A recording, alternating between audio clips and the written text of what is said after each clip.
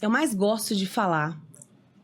E ter a oportunidade de conhecer esse nome, um médico que é uma referência, que é pioneiro, Dr. Gerd Scheren, é assim, um prazer, uma alegria. Doutor, obrigada por confiar no meu trabalho, agora aqui no Diálogo 360. E é isso, unir propósitos, porque eu tenho o meu propósito e onde eu estiver, eu sempre falo isso, eu vou continuar com o meu propósito, que é levar a informação fácil, de fácil acesso, uma linguagem fácil, e você tem o seu propósito que me emociona quando eu falo sobre. Obrigada por ter vindo, doutor. Eu que agradeço, Denise, muito bom estar aqui para a gente conversar sobre esse tema tão importante, que é tão do dia a dia, né, de qualquer família que tem um bebê pequeno em casa. Né? Pode ser os pais, os avós, isso interessa a todos que têm um bebê pequeno em casa, porque é algo muito comum hoje em dia, esse tema que a gente vai abordar, e é um prazer estar aqui para essa conversa informal e que a ideia é justamente dar informação fácil de ser entendida para qualquer pessoa que tenha interesse no assunto. E olha que eu já era apaixonada por esse tema antes de me tornar mãe. Quando eu me tornei mãe, eu descobri a complexidade disso. E por que é tão importante ter um profissional que é referência, que sabe o que está falando, pronto para trazer a informação que a gente precisa, né? Porque na hora que o bebê nasceu, você tá vivendo um puerpério, que no livro é lindo que o puerpério só dura 45 dias, né? Mas na minha vida, por exemplo, durou 2 anos, né? E assim a gente tem conversado com várias mulheres que falam de um puerpério mais alongado, de uma dificuldade de colocar tudo na rotina, né? De se enxergar ali naquele novo lugar de mãe, esposa, né? Enfim, aquele novo papel na sociedade que a gente também trabalha, né? Então, de encontrar, de se reencontrar, de ter esse lugar novo e, ao mesmo tempo, um bebezinho pequeno que vem sem manual de instrução. Mesmo que você tenha 10 filhos, cada um é diferente um do outro. Tudo junto, né? Então, aprender o banho, cada criança vem com uma demanda diferente e aí você se depara, de repente, com uma assimetria craniana. Ter essa informação à mão pode salvar o teu dia aí, né? Porque a informação toma conta da gente e não saber o que fazer, a mãe não dorme direito. E aí tem um problema para amamentar e ela fica nervosa, tá estressada. Falar de assimetria craniana é para todo mundo, é para a família inteira mesmo, né, doutor? É uma informação que tem que ter no nosso arquivo para que a gente possa identificar situações que a gente precisa procurar ajuda, né? Essa informação a gente espera que nunca precise usar. Perfeito. Mas quando é necessário, a gente precisa agir rápido. E é absolutamente essencial o timing em tudo que envolve as assimetrias cranianas posicionais. Para começar, eu quero falar de propósito, porque você tem o seu propósito, que me emociona. E eu lembro da primeira entrevista que a gente teve e que eu te perguntei sobre isso. Então, assim, você que já assiste as minhas conduções de entrevista, que já assistiu entrevistas com o Dr. Gerd, talvez seja repetido para você, mas como é importante. Cada ano que a gente vive também, a mesma história vai passando por um processo de amadurecimento, né? Então, fala como é que surgiu. Você já era médico quando você precisou ir atrás dessa informação para a tua vida, para a tua filha? Conta pra gente desse teu propósito, porque se tornou o seu propósito, né? Sem dúvida, mudou o rumo da minha vida e da minha família. Eu sou médico formado na Faculdade de Medicina da USP, aqui em São Paulo, em 1996. Já tem um tempinho. E cirurgião vascular de formação, me especializei em cirurgia vascular e estava exercendo essa minha atividade e especialidade. E, de repente, me deparei com uma situação que eu jamais imaginei que ia viver. A minha filha tinha a cabeça visivelmente torta, estava assimétrica, e fui procurar ajuda das minhas referências médicas, dos meus professores na faculdade, e todos eles muito preocupados com a cranistenose, que é uma das causas de assimetria craniana em bebê. Mas quando a tomografia mostrou que não se tratava de uma cranistenose, esses nomes a gente vai digerir um pouco mais ao longo da entrevista, mas veio o diagnóstico da plagiocefalia posicional. E, para minha surpresa, ninguém tratava isso aqui no Brasil.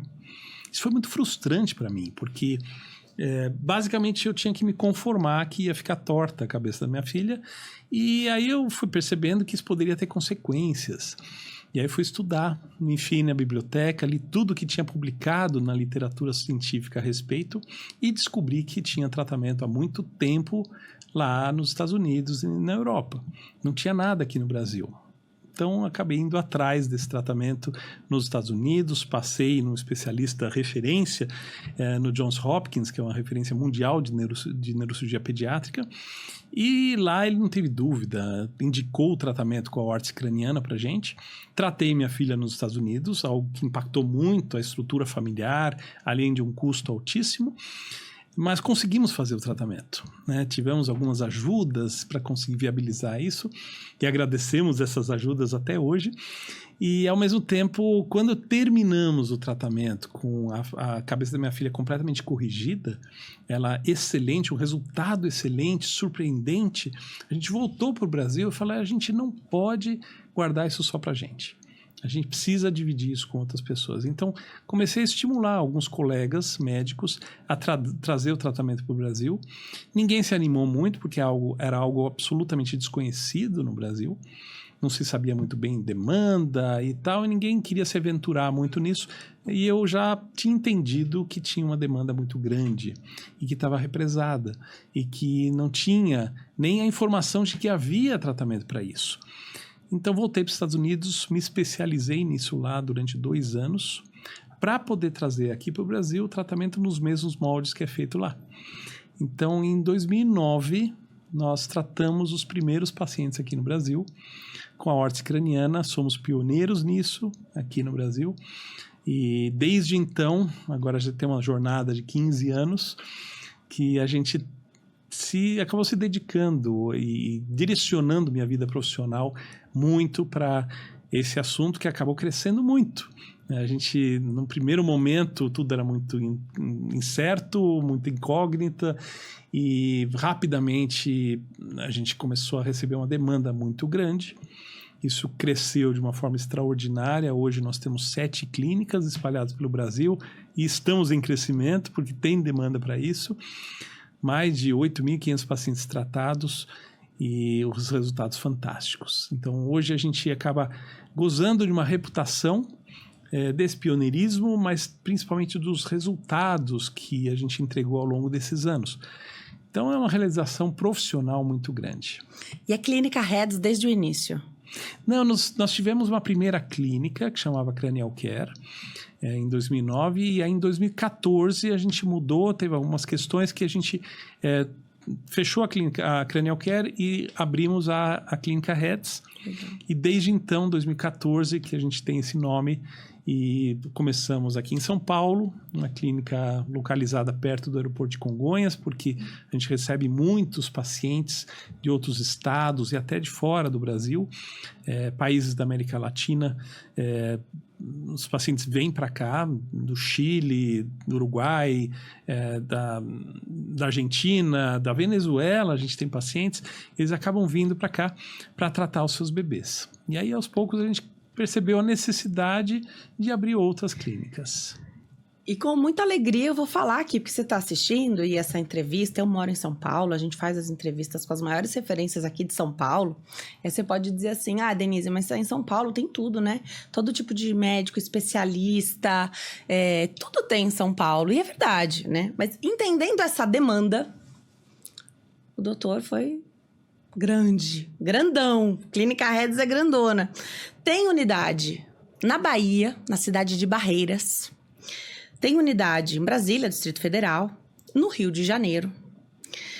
No Paraná, a clínica fica em Curitiba. Na Paraíba, em João Pessoa. E no Ceará, em Fortaleza. Essas clínicas hoje conseguem atender a essa demanda que é grande e que precisam dessa primeira informação. Porque lá no teu site, o site é bem completo, aliás, né? Incrível, tem muita ilustração. Eu falo que funciona como um guia. Você é leigo, assim como eu. Você vai no site, você consegue entender um bom início ali da coisa, né? para te ajudar nesse primeiro momento. Inclusive no site, diz assim, faça a primeira avaliação na sua casa mesmo. Que momento é esse? Então, veja bem, puerpério. Você tem um bebezinho novo em casa. Hoje a gente vive uma cultura aí do filho único, né? Então, provavelmente vai ser a tua única experiência. Ou você tem 2, mas como eu falei, 2, 3, mais. Cada um é muito único. Em que momento que essa família, o pai, a mãe, né? Quem tá ali mais próximo, acho que é quem percebe. O doutor vai me dizer se é isso mesmo. Em que momento que é mais fácil fazer essa avaliação, doutor? Isso é interessante. É um turbilhão, né? Muita coisa acontecendo ao mesmo tempo. Muita coisa para prestar atenção. Tem a questão da amamentação, do cocôzinho do bebê, e do banho, e das vacinas, alimentação. Tem muita coisa acontecendo ao mesmo tempo. E aí, de repente, você se depara, em geral, na hora do banho, quando o cabelo molha, e aí você geralmente vê o bebê de cima, num ângulo que você consegue visualizar que, opa, tem alguma coisa errada no formato da cabeça do meu bebê. Não está simétrico. Ou então está achatado na região de trás. E é difícil do leigo quantificar isso, se isso é normal, se não é normal, se vai melhorar, se não vai melhorar. As pessoas não sabem isso e não tem que saber. Mas é importante que as pessoas acabem tendo essa informação de em que momento é importante pedir ajuda. Porque ninguém é perfeitamente simétrico. Todo mundo tem um pouco de assimetrias. Mas quando algo está chamando a atenção um pouquinho, que parece que está fora da normalidade, não subestime isso, porque quanto mais cedo você souber exatamente do que se trata, melhores são tuas opções para corrigir. E é sempre do menos para o mais. Então a gente vai de manobras muito simples de reposicionamento para você fazer em casa, que não custam dinheiro, custam atenção apenas, até o extremo, que é o uso da órtese, ou até uma cirurgia, dependendo do caso. É preciso um diagnóstico médico. A gente sempre insiste muito nisso, porque as pessoas tendem a buscar soluções simplistas, buscar resolver as coisas sozinhas. E o grande pecado nisso é que, quando a coisa é um pouco mais séria, eles acabam descobrindo isso tardiamente. E aí as opções não são tão boas. Então, o timing é fundamental para o que a gente vai conversar aqui hoje. Sem dúvida. Então, 1 mês, 2 meses, 3... É preconizado que se faça o famoso tummy time, né? Que é colocar a criança de bruços, estimular isso já desde o nascimento. Mas o fato é que às vezes é muito difícil. A criança não gosta, chora, né? Meu filho mesmo colocava ele de bruços no comecinho, detestava aquela posição. A gente sabe que é necessário, mas imagina, se você não tem a força de fazer esse treinamento, aguentar um pouquinho esse choro, né? É um treino mesmo. Grande chance de você carregá-lo muito no colo, deixá-lo muito no berço. Criança nessa idade, eles ficam muito deitadinhos, então natural, penso eu, um achatamento aqui na cabecinha, porque fica muito deitado. Coloca a cabecinha para um lado, para o outro. Às vezes a própria criança, o bebê tem uma preferência de lado, né? Explica isso pra gente. Então, qual é o melhor momento? Porque a gente já começa a observar o quê? 1, 2, 3 meses. Observando em casa. A partir de que mês que fala, não, tem que estar assim ainda. Vamos levar para uma consulta. Porque a consulta não vai determinar ali uma sentença. Vai te guiar, vai te orientar. Porque senão as pessoas falam assim, não vou lá, porque vai que o médico fala. A gente não tem que ter medo disso, a gente tem que estar aberto a escutar o que o médico tem para falar. Quanto mais cedo você entender melhor o que está acontecendo, é melhor para você, melhor para o seu bebê. Né? Tem alguns sinais de alerta. Né? Quando você percebe que o seu bebê vira a cabeça sempre para o mesmo lado, você põe ele para dormir, ele vira a cabeça para um lado. Tá segurando no colo, ele tá virado para o mesmo lado. Você revê as fotos do bebê desde o nascimento, todas as fotos ele aparece virado para o mesmo lado. Puxa, ele parece ter uma preferência exagerada de virar a cabeça mais para um lado que para o outro. Esse vício de apoio que vai ser gerado por essa preferência é um grande vilão dessa história, porque a maioria dos bebês nascem com a cabeça, às vezes, meio inchadinha, tem a bossa, né, que é um edema na região de trás da cabeça que some rapidamente em questão de 1 ou 2 semanas, não é disso que nós estamos falando, mas, em geral, o bebê nasce com a cabeça relativamente redondinha, bonitinha no formato. E nas primeiras semanas de vida, o bebê não sustenta o pescoço, dorme muito, então ele passa quase que 24 horas por dia com a cabeça apoiada, seja no colo, seja no berço, no carrinho, no bebê conforto, está com a cabeça apoiada. Se ele fica muito tempo apoiada numa região só, essa região que fica apoiada excessivamente acaba não conseguindo crescer como o restante. E aí começa a surgir uma alteração no formato craniano, que pode ter vários nomes. Quando fica assimétrico, a gente chama de plagiocefalia posicional. Então, a cabeça fica mais achatada de um lado, proeminente do outro, começa a desalinhar a fronte, desalinha as orelhinhas, e você acaba tendo uma alteração de formato no tipo assimetria. Um lado diferente do outro. Se o bebê fica tempo demais apoiado na região de trás da cabeça, a região de trás fica achatadinha, a cabeça começa a largar, e aí você olha de lado, tá meio chapado aqui, levantou o cocuruto, chama braquicefalia. O oposto disso é escafocefalia, que é bem mais raro hoje em dia, o bebê que fica tempo demais apoiado do lado e acaba ficando com a cabeça muito estreitinha e comprida. Chama escafocefalia. Então são nomes complicados, mas basicamente tem uma alteração no formato do crânio. Ok, notei que a cabeça está torta. Já converso com o pediatra. Muitas vezes, infelizmente, ainda tem muitos pediatras que não estão preparados para orientar os pacientes adequadamente. Então, se você conversou com o pediatra, não teve uma orientação que te satisfez do ponto de vista prático, de que, puxa, fiquei meio em dúvida, procura a avaliação de um médico especialista. Né? A gente tem, hoje em dia, clínica que tem uma especialidade nisso.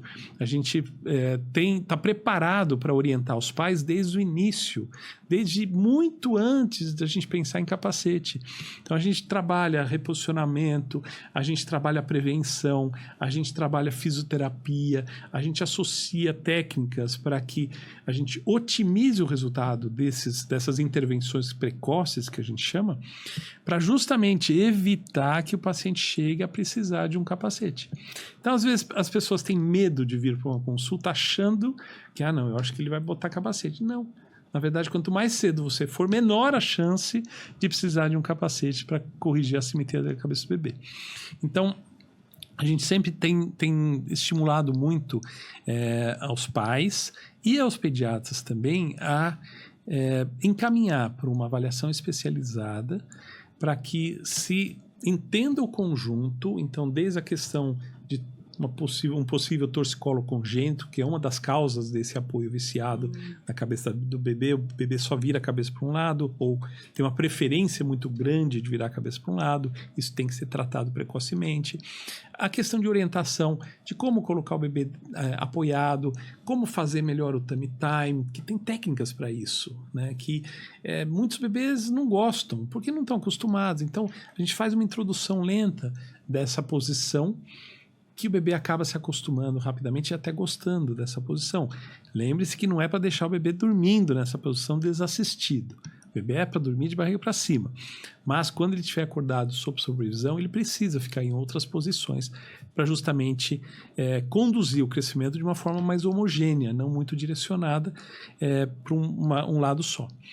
Então, a gente orienta os pais, a gente intervém com fisioterapia se tiver indicação para isso, a gente pode indicar uma osteopatia, a gente pode fazer uma série de coisas para que a gente consiga, primeiro, evitar o aparecimento da assimetria craniana, segundo, se ela já estiver presente, a gente reverter isso com essas manobras de intervenção precoce, e se tudo der errado, a gente tem a órtese craniana, que é o tratamento que é mais assertivo para corrigir essas assimetrias.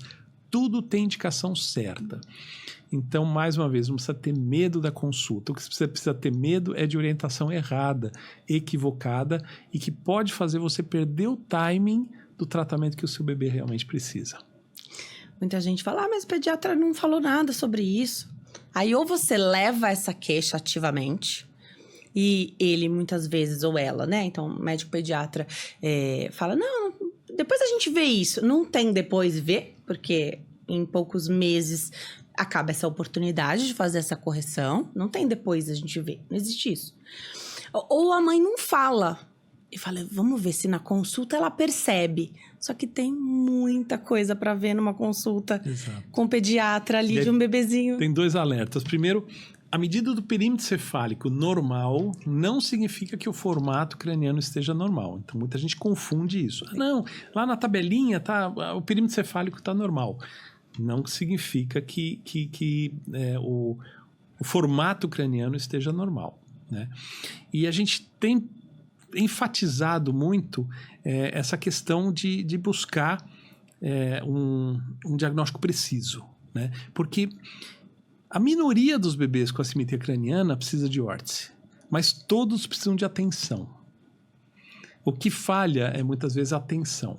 Então, você não orientar um bebê precocemente, ou a família do bebê precocemente, vai eventualmente condená-lo a precisar de uma órtese mais para frente.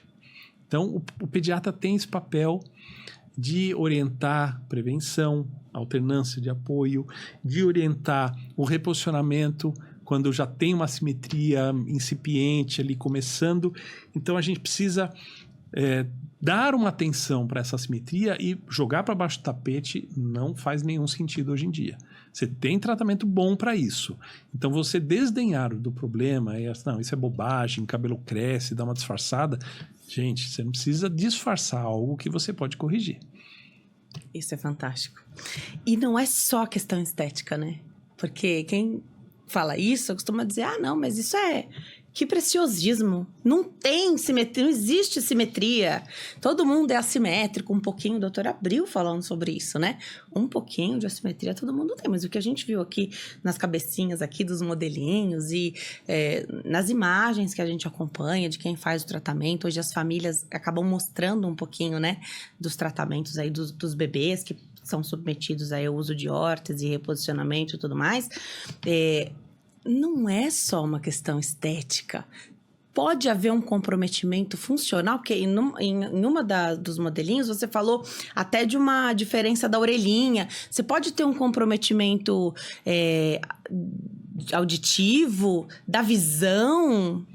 Tem uma série de consequências. Pelo amor de Deus, isso não é só estético, né? Tem muita literatura científica hoje que mostra as consequências de uma assimetria craniana posicional não tratada. Toda a estrutura óssea craniofacial torce. E aí leva junto os ossos da face e a base do crânio. Então, embora a calota craniana, que é a parte de cima da cabeça, torta, vai entortar um pouco o cérebro lá dentro, você vê isso numa tomografia, por exemplo, que o cérebro está tortinho, mas funciona direitinho. Então, em geral, não há um prejuízo neurológico central significativo. Mas, como eu falei, toda a estrutura torce. E aí vai, por exemplo, a órbita. Os 2 olhos são normais, mas um está mais para frente que o outro. Interfere em campo visual, risco de estrabismo, tem uma série de outras consequências. A ATM, articulação temporomandibular, é onde articula a mandíbula, uma mais para frente que a outra, desalinha a arcada dentária inferior, faz com que o ramo da mandíbula fique mais curto do que o outro. Então, você tem problemas de oclusão dentária, mastigação, dor na ATM. Não nessa fase que o bebê tem 3, 4 meses, é lá para frente. Esse bebê, nessa fase, nem tem dentes ainda. Não tem oclusão dentária, mas vai ter dentição completa e vai ter essas questões no futuro. Só que aí não dá para corrigir mais com uma órtese craniana. Eventualmente vai precisar de uma cirurgia ortognática, vai precisar de outras intervenções muito mais agressivas para corrigir algo que poderia ter sido corrigido facilmente quando o bebê tinha poucos meses de vida. A base do crânio torce. E a orelhinha, que é o que a gente vê, o desalinhamento, uma orelha mais para frente que a outra, é uma consequência da torção da base do crânio. Então, eu sempre falo que é a ponta do iceberg, a parte visível do iceberg, que é a base do crânio torcida. O conduto auditivo foi mais para frente um lado que o outro e a orelha foi junto. Então é a parte visível. Interfere em questões de otites de repetição, acuidade auditiva, problemas do sistema vestibular, que é do equilíbrio, a base do crânio torcida, o encaixe da coluna cervical, da primeira vértebra da coluna, é na base do crânio. E se essa base já está torcida, você vê claramente isso no modelo, eu não trouxe hoje, mas eu posso mandar depois, você percebe esse encaixe já rodado. E a primeira vértebra rodada faz uma espiral na coluna, e o risco de desenvolver uma escoliose quando o bebê tiver lá 10, 12 anos de vida é muito maior. Então veja que tem uma série de consequências funcionais não neurológicas. Então isso nem de longe é só estético. Fantástico. Muito se fala hoje das órteses, né? Que são os capacetinhos, e a gente vai ter a oportunidade de falar, inclusive, dos tipos e para que eles servem. Mas essa primeira consulta, ela também tria, porque aqui é o não cirúrgico. Ela também tria os casos cirúrgicos, porque aí também tem uma questão de melhor momento para operar, né? Quando é necessário. Por isso que todo paciente que entra na Clínica Reds, a primeira consulta é com um médico especialista. Então a gente vai colher uma história do bebê, vai conhecer essa história profundamente, vai examinar o bebê, vamos botar a mão na cabeça do bebê, fazer um escaneamento a laser e aí a gente monta um diagnóstico completo, entendeu? Então a gente consegue, nessa consulta inicial, identificar facilmente sinais de que pode haver um fechamento precoce de uma das suturas cranianas. Suturas cranianas são linhas que separam as placas ósseas do crânio. No bebê é tudo separado, são placas separadas. Quando uma dessas suturas se fecha antes da hora, a gente chama de cranioestenose, e aí o tratamento é cirúrgico. Não é nem reposicionamento, nem fisioterapia, nem osteopatia e nem capacete. É cirurgia. Então a gente vai fazer uma tomografia nesse bebê e vai encaminhar para uma neurocirurgia, né? Então esse diagnóstico tem que ser feito muito precocemente também, porque errar no diagnóstico significa errar no tratamento. Então a primeira consulta tem que ser com o médico. Se for uma assimetria posicional, aí a gente vai ter um diagnóstico preciso sobre essa condição e desenhar uma estratégia de tratamento, que pode ser só um reposicionamento, pode ser um reposicionamento e, se não for suficiente, ir para uma órtese craniana, pode envolver fisioterapia, pode envolver osteopatia, uma série de outras coisas. O que é muito legal também, na Clínica Reds vocês fazem lá o escaneamento, né? E aí alguém pode perguntar, mas como é que faz para uma criança ficar um paradinho ali para fazer o escaneamento? Então, o equipamento, os profissionais, vocês estão preparados para receber. Os seus pacientes são esses mini pacientes, né? Então, tudo é preparado. Tem vocês usam um carrinhozinho assim, né? Para a criança ficar ali olhando. É fantástico essa imagem que eu tenho das nossas conversas, né? Eu acompanho bastante, eu vejo tudo o que é postado, me intero dos tratamentos, porque também com informação a gente já conseguiu ajudar muitas pessoas, né? Que buscaram o tratamento ou receberam a orientação para fazer o reposicionamento em casa, ou foram para as órteses e até mesmo algumas que precisaram da cirurgia. É fundamental esse primeiro passo, porque ninguém chega, eu acredito, né? Até você já com uma tomografia. A gente vai confiando que talvez não precise. Quando que precisa da tomo? Isso é interessante. É até estranho isso, mas muitos acabam vindo com a tomografia embaixo do braço e não precisavam ter feito. Olha que interessante. Então, uma consulta com o médico certo evita muitas vezes que o bebê tenha que ser exposto a uma radiação e às vezes a uma anestesia para fazer um exame que não era necessário. Uau. Então, é justamente por isso que a gente insiste tanto. A medicina é muito vasta hoje em dia. A gente tem muitas áreas de atuação muito específicas e é impossível um médico dominar tudo. Então, por isso que existe super especialização hoje em dia. Quando o médico não está muito seguro em relação a um determinado diagnóstico ou algum sintoma que ele está vendo, ele muitas vezes acaba pedindo exames demais. Porque não domina muito profundamente aquele assunto. Ele sabe que, a cabeça torta eu tenho que ficar atento. Será que não tem uma cranioestenose? E aí ele acaba pedindo uma tomografia. Mas se ele tivesse passado com um médico com conhecimento um pouco mais profundo sobre esse assunto, eventualmente a tomografia nem seria necessária, né? Justamente essa consulta médica inicial tem esse papel de identificar todo esse cenário. Se precisar pedir uma tomografia, a gente vai pedir a tomografia. Não precisa ter medo de que, não, tem que passar no neurocirurgião primeiro. Não precisa. Tem que passar no neurologista, no neuropediatra primeiro? Não precisa. Mas neuro é cabeça, sim, mas essa é uma área específica que, em geral, o neuropediatra e o neurocirurgião acabam não tratando tanto as assimetrias posicionais. O neurocirurgião é o especialista que vai tratar a crânioestenose. Mas as assimetrias posicionais acaba não tratando muitas vezes.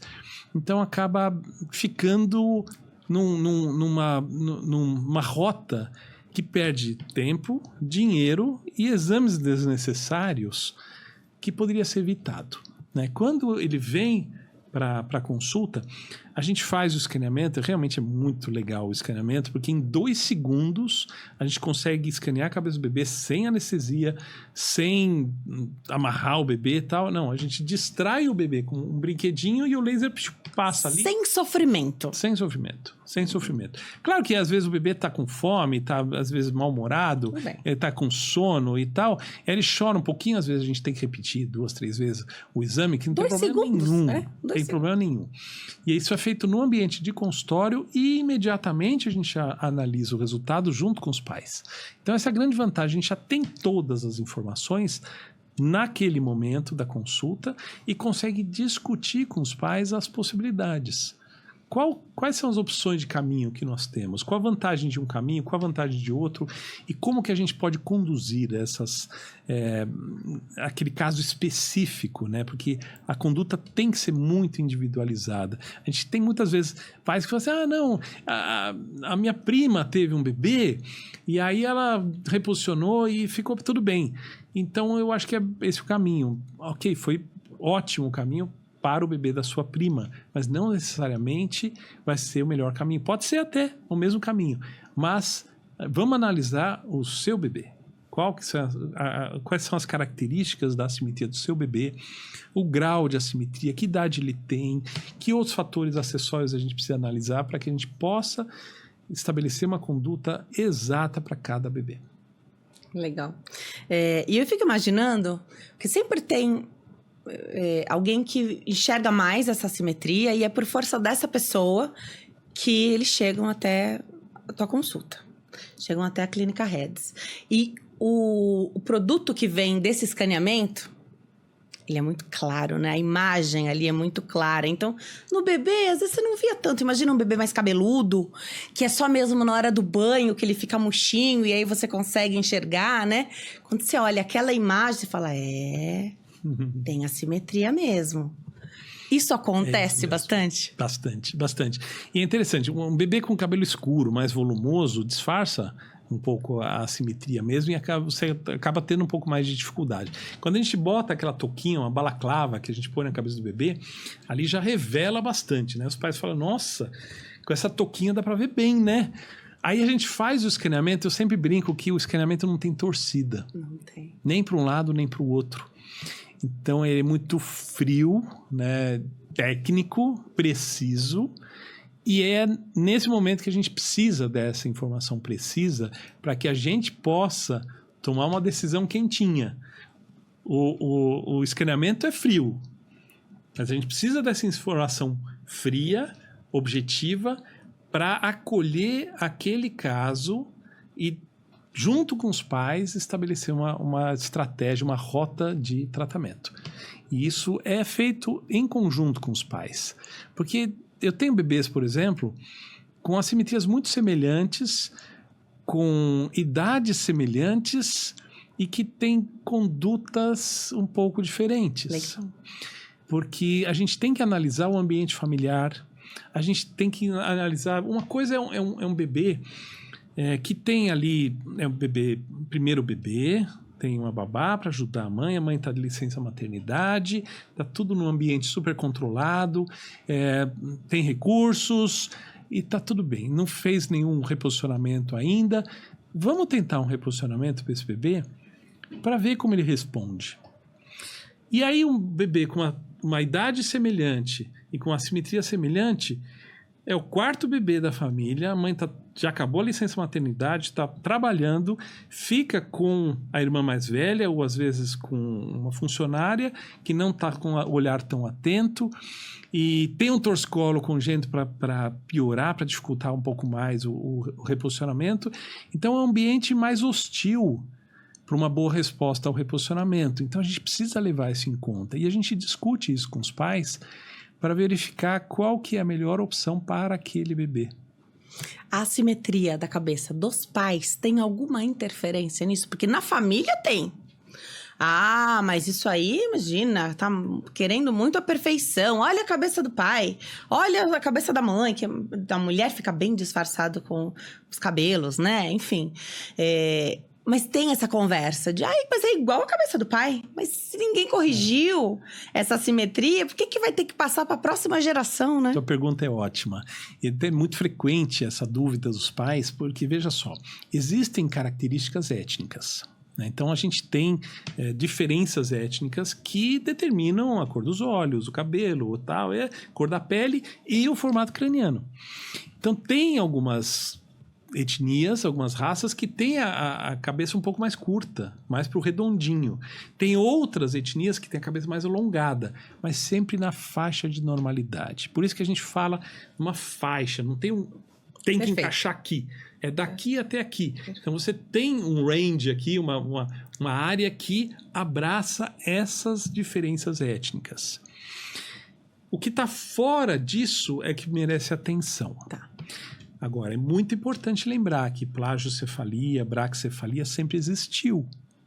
Tinha muito menos, porque os bebês dormiam de lado, dormiam de barriga para baixo, então ficavam menos tempo apoiados na região de trás da cabeça e, de fato, depois que eles ficaram nessa posição, acabou aumentando muito a incidência das assimetrias cranianas posicionais.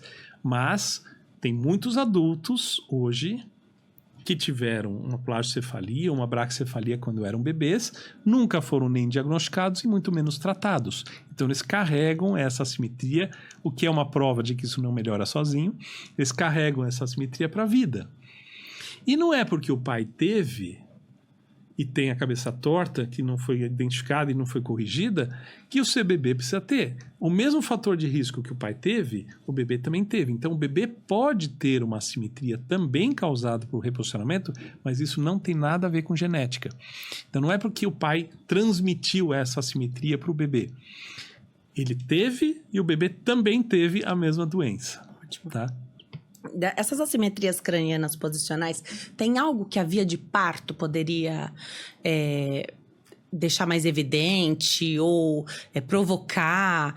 Gestação gemelar, que eles estão mais apertadinhos ali, e isso teria que passar, né? Teria que a cabecinha voltar para o lugar num determinado tempo? Veja só, são duas coisas diferentes. Uma, de 10 a 15% das assimetrias posicionais tem origem intrauterina. Esse tal do apoio viciado acabou acontecendo ainda dentro do útero. Isso é mais frequente em gestação gemelar, oligohidrâmnio, quando a mãe perde um pouco do líquido amniótico e fica aquela bolsa de água que está envolvendo o bebê, fica mais sequinha. Então o bebê acaba ficando com a cabeça apoiada. Uma gestação pélvica ou encaixe precoce na pelve materna são fatores que aumentam essa possibilidade de o bebê já nascer com uma assimetria craniana posicional, não cranioestenose. Tá? Mas são só de 10 a 15% dos casos. A maioria se desenvolve após o nascimento. Porém, a via de parto propriamente dita não é um fator de risco para isso. Então, seja o parto vaginal, seja o parto cesárea, o bebê passa por um aperto que é transitório, a cabeça está preparada para isso, justamente as placas ósseas são soltas, porque elas cavalgam uma sobre a outra no momento do parto para diminuir o diâmetro da cabeça do bebê, para passar o canal de parto, mesmo que seja um parto cesárea, a cabeça se prepara para um parto vaginal. Então, você acaba tendo um momento de estresse para a cabeça do bebê. Pode ter uma bossa, que é um inchaço aqui em cima, pode ter uma fratura óssea, pode ter um cefalohematoma, pode ter uma série de outras coisas. Mas não é tempo suficiente para você modificar o formato do crânio. Então, as assimetrias posicionais, a princípio, não têm uma relação direta com a via de parto. Tá bom? Vamos falar dos capacetes? Porque as órteses ganharam esse nome carinhoso, que são os capacetinhos, né? E eles são diferentes uns dos outros. O doutor vai explicar que ele trouxe alguns modelos diferentes aqui. E hoje a gente já fala com tanta tranquilidade, né? Porque à primeira vista você pode falar, meu Deus, coitadinha da criança, tadinho do bebê, vai ficar com um capacetinho. E para a criança isso vai se acoplar à cabecinha dela e vai fazer parte enquanto ela estiver fazendo o tratamento, porque só pode tirar para tomar banho. O doutor vai explicar isso aqui. Assim, é zero sofrimento para a criança. É um tempo curto de tratamento. Quanto antes você buscar ajuda, se for necessário utilizar a órtese, é um espaço curto. E depois acabou. Problema resolvido para sempre. Isso é muito interessante, porque veja, a assimetria craniano-posicional a gente trata de várias formas, dependendo, como eu falei antes, dependendo do grau de assimetria, da idade e alguns fatores acessórios. Então, a órtese craniana tem suas indicações médicas. Então, em determinado caso, a gente indica a órtese porque é o tratamento de escolha para aquele caso, tá? E o médico vai determinar qual órtese usar, usando como primeira premissa o critério número 1 para escolher essa órtese, eficácia. Qual que é a órtese que vai trazer o melhor resultado para aquele bebê? Então a gente escolhe a órtese pensando nisso. Se duas órteses empatarem nesse quesito, a gente pode ir para outros critérios de desempate. Aí a gente leva em consideração peso, ventilação e outros fatores. Mas a órtese boa, e a gente só usa órteses de primeira qualidade, é uma órtese que é feita exatamente sob medida para a cabeça do bebê, baseado naquele escaneamento que a gente fez na consulta. Não aperta, não machuca, não limita a movimentação do bebê. O bebê dorme numa boa com o capacete. É incrível a capacidade com que os bebês se adaptam a essa órtese. Encaixa, mas não aperta. Deixa espaço para crescer onde a gente quer que cresça e contém o crescimento onde a gente não quer que cresça mais. Então, em nenhum momento a gente vai apertar a cabeça do bebê. Só vai segurar para não crescer mais. Isso soa muito estranho quando a gente ouve isso pela primeira vez. Nossa, mas meu bebê vai derreter dentro desse capacete. Não, o bebê se adapta super bem. Nos primeiros 7 a 10 dias, sua um pouquinho mais, essa sudorese se adapta. Ele rapidamente assimila isso como parte do corpo dele e é super tranquilo. A pele do bebê é sensível, pode ter uma brotoejazinha, uma irritaçãozinha, pode. A gente contorna isso facilmente com orientações que a gente dá um suporte muito grande para os pais e toca para frente, tá? Então é super tranquilo. O que a gente tem que segurar é a nossa ansiedade de adulto, né? Porque os pais ficam muitas vezes ansiosos. E será que meu bebê vai dormir? Será que ele vai se adaptar? Será que não sei o quê? E aí você vê o bebê dormindo com a órtese numa boa e a cabeça melhorando a olhos vistos, né? A assimetria corrigindo de uma forma muito evidente. E como você falou, é uma correção definitiva. Em curto espaço de tempo, tipicamente o tratamento dura 3 a 4 meses. Pode ser menos que isso, dependendo do caso. Pode ser um pouco mais, se for uma assimetria muito severa, com início um pouco mais tardio. Mas a correção que a gente alcança, ele não vai perder depois, ele não vai dar uma pioradinha depois. Não, é definitivo. Então, uma vez corrigido isso, está livre do problema para o resto da vida. Tá? Então, essa órtese aqui é a órtese que é referência no mundo todo, é um material que chama copolímero termomoldável. É um material muito forte e muito leve ao mesmo tempo. Tá? Tem essa abertura lateral aqui, a gente abre, encaixa na cabeça do bebê, só tem um jeito de encaixar. E a parte interna é mais molinha, né? É firme, mas não é dura. Ah, legal. É bem confortável para o bebê e a gente desgasta essa parte interna ao longo do tratamento para produzir ajustes para conduzir o crescimento para o lugar certo. Esses ajustes são fundamentais. Absolutamente fundamentais. Porque se a gente não faz esses ajustes, e tem muitas órteses por aí hoje que não permitem esse ajuste. Então, as pessoas às vezes, o leigo não tem como identificar o que é uma órtese boa e o que é uma órtese ruim. Às vezes vai pelo preço ou pela conveniência e acaba comprando gato por lebre.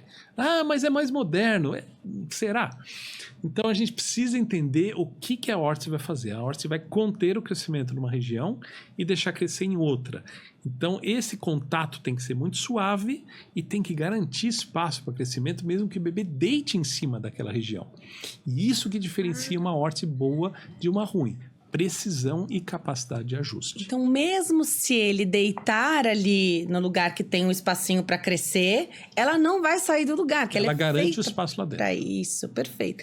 Isso dá tranquilidade, tô pensando como mãe, Sim. dá muito mais tranquilidade para os pais, né? Aí, enfim, você relaxa em relação à posição de dormir. Enfim, porque relaxa. até então você está lá tentando modificar a posição de apoio da cabeça do bebê, tentando virar para o outro lado. Isso é extremamente desgastante para os pais.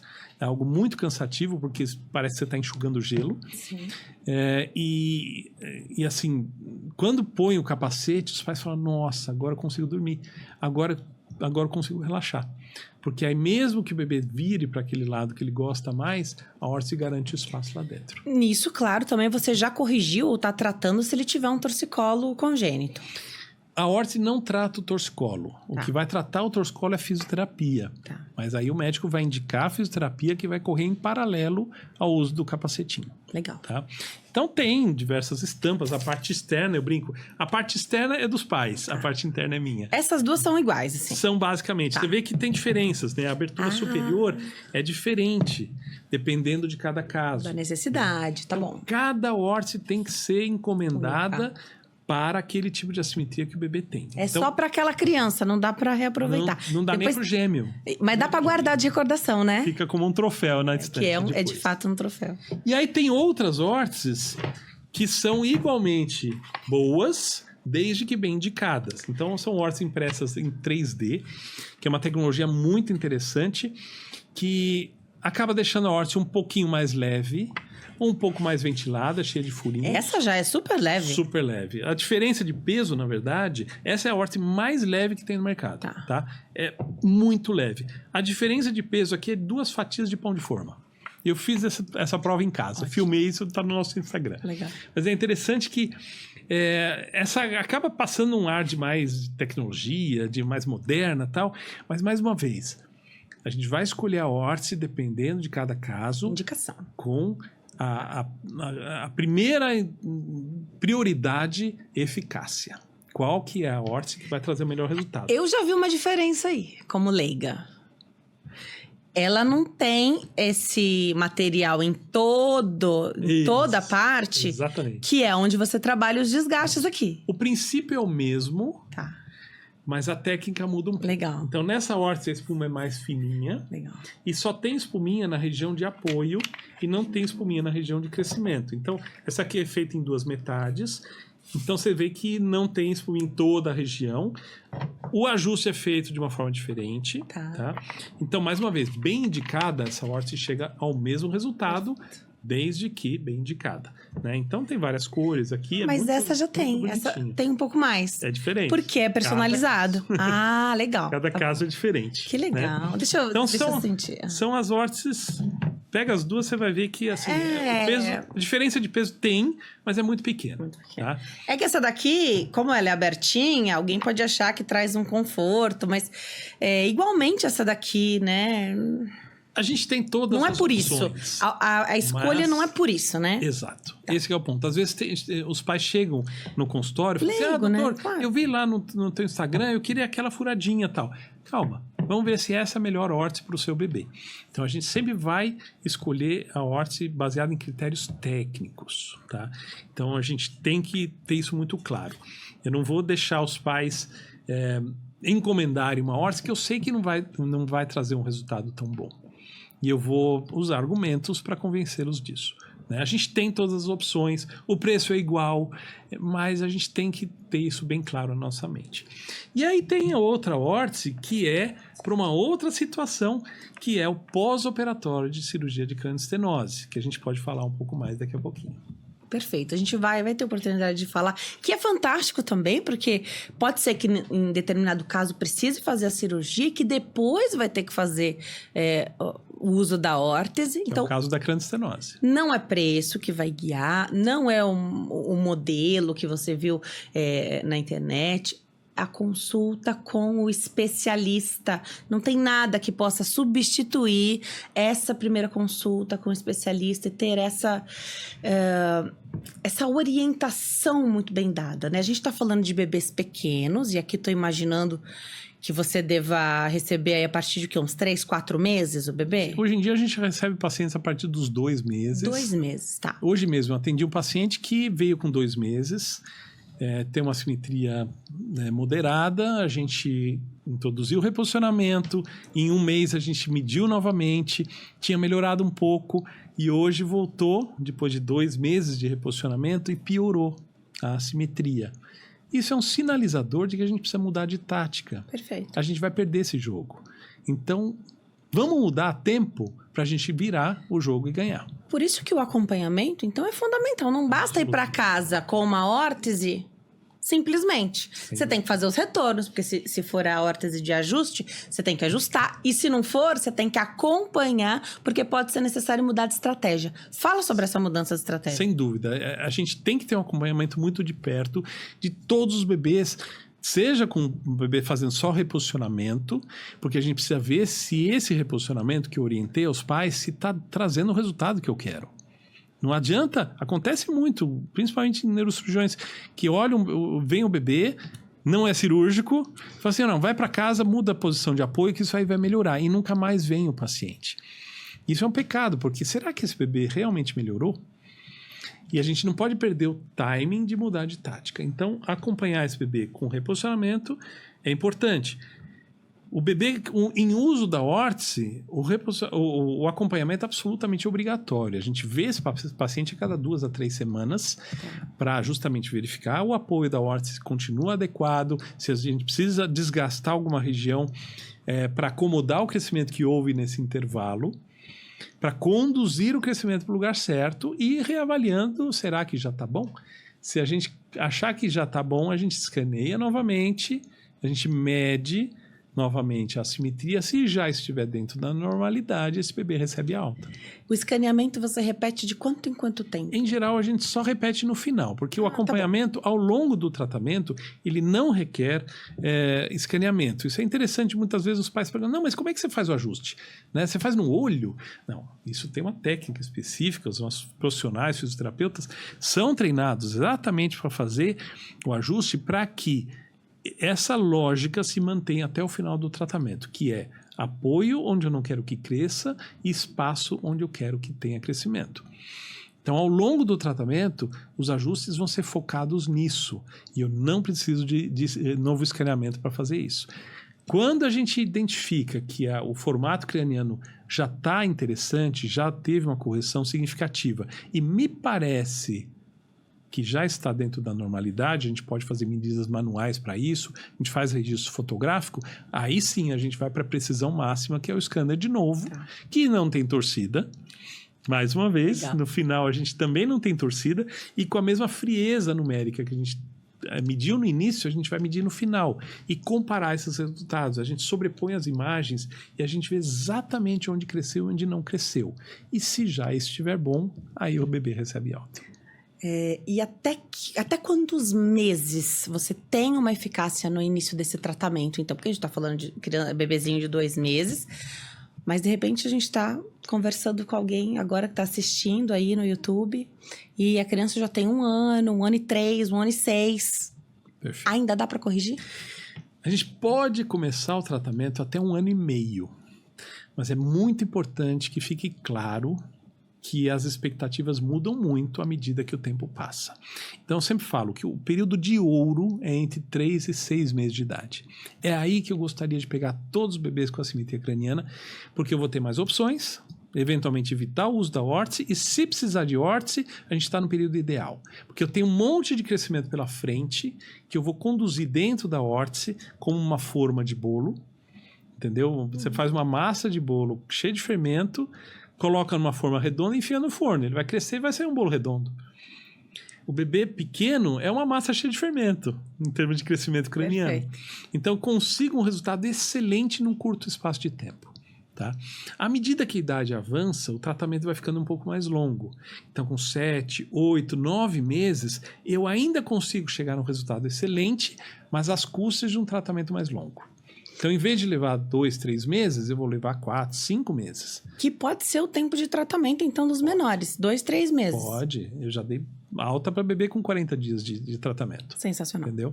Agora, já dei alta para um bebê com 9 meses de tratamento, porque ele tinha uma assimetria enorme e começou com 1 ano de idade. Entendeu? Então, o tratamento fica muito mais longo e até um ponto em que, mesmo com um tratamento longo, se for uma assimetria muito grande, eu já não consigo corrigir tudo. Então, eu posso ainda começar um tratamento com 1 ano e 3 meses, por exemplo, com um bebê com assimetria severa? Posso. Eu vou conseguir melhorar esse formato craniano, diminuir a assimetria, mas provavelmente já não vou conseguir chegar na normalidade. Ainda vale a pena, mas tem que ficar muito claro. E eu faço questão de deixar isso muito claro para os pais na primeira consulta. Alinhar a expectativa dos pais. Né? Sem Afinal, dúvida. é com ela que você está lidando. É com elas que você está Sem lidando, né? Com as expectativas dos É pais. absolutamente essencial isso. O paciente nunca vai ter na nossa clínica uma abordagem do tipo, não, fica tranquilo. Em 3 meses eu resolvo. Fica tranquilo. E aí essa expectativa desmorona dali a 3 meses e aí os pais ficam bravos. Por isso que a gente tem um índice de satisfação tão grande. Mesmo bebês que acabaram o tratamento com correção parcial, eles já sabiam disso antes de começar o tratamento. Agora, fala do caso cirúrgico de crânioestenose, que também exige o uso da órtese, por favor, doutor. Perfeito. A crânioestenose, como eu falei antes, é o fechamento precoce de uma das suturas cranianas. São linhas que separam essas placas ósseas do crânio. Não tem jeito, tem que operar, porque essa sutura não vai se abrir sozinho e o formato craniano vai piorar de uma forma significativa e levar a outras consequências graves. Pode ter aumento de pressão intracraniana, risco de convulsão e outras questões mais sérias do ponto de vista neurológico. Então, o tratamento é cirúrgico.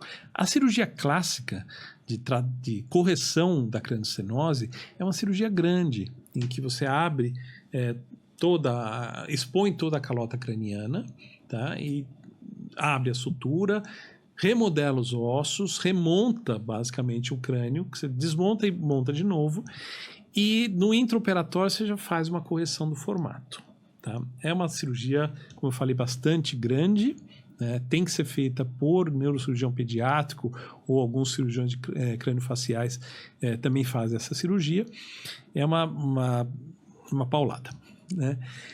Por outro lado, e assim, em mãos habilidosas e um ambiente preparado, é uma cirurgia segura, mas é grande. Tá?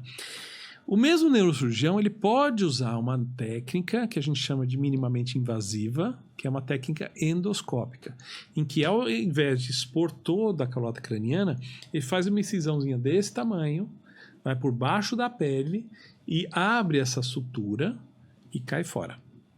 Então a cirurgia, um porte muito menor, uma recuperação muito mais rápida, praticamente nunca tem transfusão de sangue, ou se tiver num volume muito menor, recuperação excelente, só que ele mexe muito pouco no formato craniano no intraoperatório. O que vai corrigir o formato craniano após a cirurgia é o uso do capacete. Mas não é qualquer órtese. Né? Mais uma vez, a gente tem visto pacientes em pós-operatório de crânioestenose com cirurgia endoscópica usando órteses que não tem nenhuma, nem autorização do FDA, nem da Anvisa para ser usada em pós-operatório.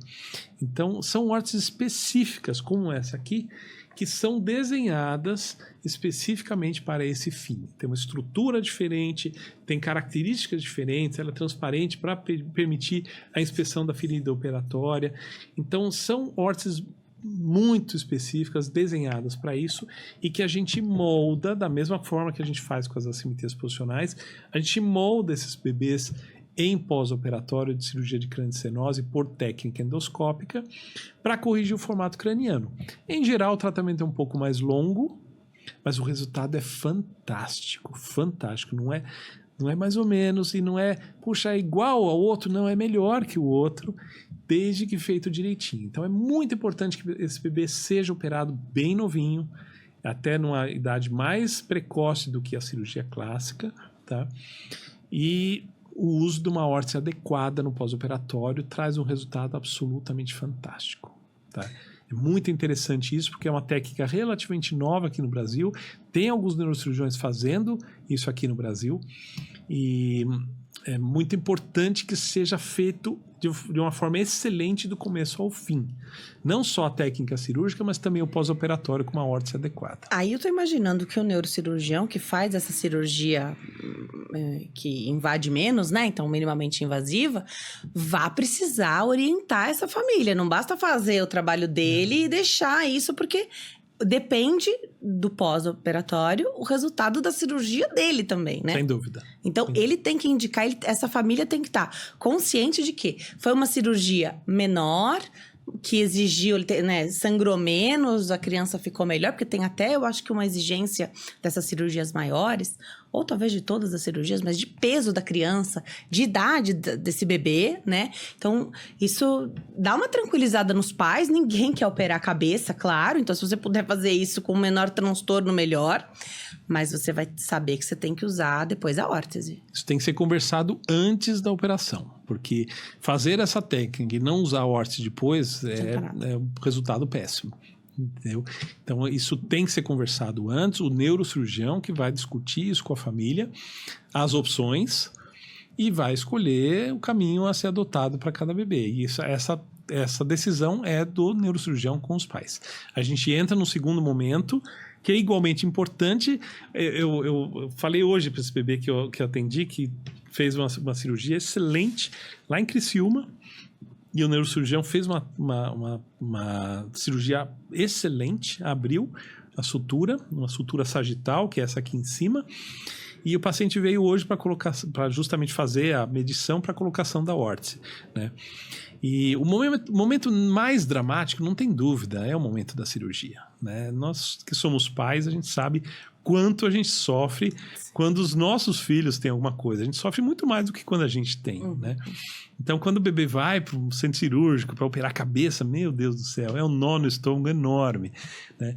Passou essa fase, esse momento já passou. O bebê tá bem, pós-operatório, eu tava lá dando risada no meu consultório, super bem, um cortezinho desse tamanho na cabeça, e fizemos a medição para entrar na segunda etapa, que é igualmente importante, não é tão dramática, mas precisa de persistência. Então, a gente vai entrar numa fase mais longa do tratamento, que vai chegar no resultado fantástico no final da linha. É muito legal isso. Esses bebês têm um resultado que é absolutamente magnífico. Você não diz que esse bebê tinha um fechamento de sutura. Porque são assimetrias que impactam muito. Quando você pesquisa um pouco mais sobre crânioestenose, são alterações de formato craniano que são bem impactantes. E esses bebês, nesses pós-operatórios, eles ficam... assim, fica imperceptível que em algum momento eles tiveram alguma questão nesse sentido. Legal. Muito legal. Olha, parabéns pelo seu trabalho. Eu falo com muita tranquilidade sobre a clínica Reds, porque é diferente de você ir só no médico que opera ou só no profissional que trabalha com órtese, reposicionamento, que você, não é cirúrgico, e aí você fica no limbo. Você foi no neurocirurgião ou no neuropediátrico, né? Que ainda não seja o cirurgião, mas que é o neuro. Não é cirúrgico. E aí? Mas eu tô vendo a assimetria e eu quero corrigir isso. Não é cirúrgico, tchau, obrigada. É exatamente o que aconteceu comigo. E você cai num limbo, um grande limbo, que você praticamente tem que se reerguer sozinho sem essa informação. Depois dessa entrevista, eu tenho certeza que você não fica nesse limbo. Que se você, por acaso, for encaminhado para um profissional que só disser que não é cirúrgico, você não vai voltar para casa e não fazer nada. Você vai buscar o profissional que vai te... Que ótimo que não é cirúrgico. E você vai buscar o tratamento, porque tem. Isso é muito visual, né? Por isso que a gente tem no nosso site muito material que ajuda os pais a identificarem, peraí, isso faz sentido ou não é o caso do meu bebê, mas assim, a gente tem material para que os pais consigam identificar o alerta. Legal. Eu preciso procurar ajuda especializada, mesmo que seja para ele me tranquilizar. Acontece bastante. Ótimo. Os pais vêm até a clínica, a gente mede a assimetria, tem um pouquinho, mas está dentro da normalidade. Se o bebê não precisa de nada, é a melhor coisa, é a sensação mais gostosa que eu tenho no consultório, além da alta, né? Porque na alta a gente devolve o bebê para os pais com a assimetria corrigida. É muito gostoso, isso traz uma satisfação profissional muito grande. Mas quando a gente vem um bebê para uma primeira avaliação, e eu posso dizer para esses pais que esse bebê está ótimo, está dentro da normalidade, não precisa nem de órtese, nem de reposicionamento, nem de nada, é uma delícia. Que excelente. Vou deixar os contatos da clínica aqui, lá no Instagram. E olha, todo o material tem lá. Tem foto, muita ilustração, vídeo, que é para você conseguir dar voz ali à sua queixa também, estudar isso se for o caso. Então, @clinicaheads, @clinicaheads lá no Instagram. Tem o telefone que você liga ou manda mensagem pelo WhatsApp, mesmo número, 11 5041 6826. Então, vou repetir, 11 50 41 6826. É o telefone da unidade aqui de São Paulo, mas como a gente falou, tem unidades no Brasil todo. E o site www.clinicaheads.com.br, clinicaheads.com.br, para você fazer essa consulta, receber a orientação e ficar tranquilo. Se não for nada, você volta para casa, comemora. Se for alguma coisa, você comemora também, porque está no lugar certo e você vai fazer o tratamento que você merece, que tua família merece, teu bebê merece. Doutor, obrigada por ter vindo. Satisfação enorme. Obrigada por confiar no meu trabalho, estar aqui comigo no Diálogo 360. Trabalho excelente. Muito obrigado pelo convite. Obrigada, viu? A gente vai ficando por aqui. Você sabe que pode sugerir, participar, né? Comentar aqui no campo que fica aqui abaixo nos comentários. Faz sua observação, conta um pouquinho da tua história aí também. Se você quer ser entrevistado aqui no Diálogo 360, manda um e-mail. diálogo360podcast@gmail.com. Eu tô no Instagram, @DeniseLuque, e esse é o meu canal do YouTube, Denise Luque, onde você confere entrevistas com especialistas. Esse é o meu propósito. Eu só entrevisto os melhores. Obrigada por acompanharem até aqui. A gente se vê no próximo, porque a vida é feita de diálogos e conexões. Tchau, tchau.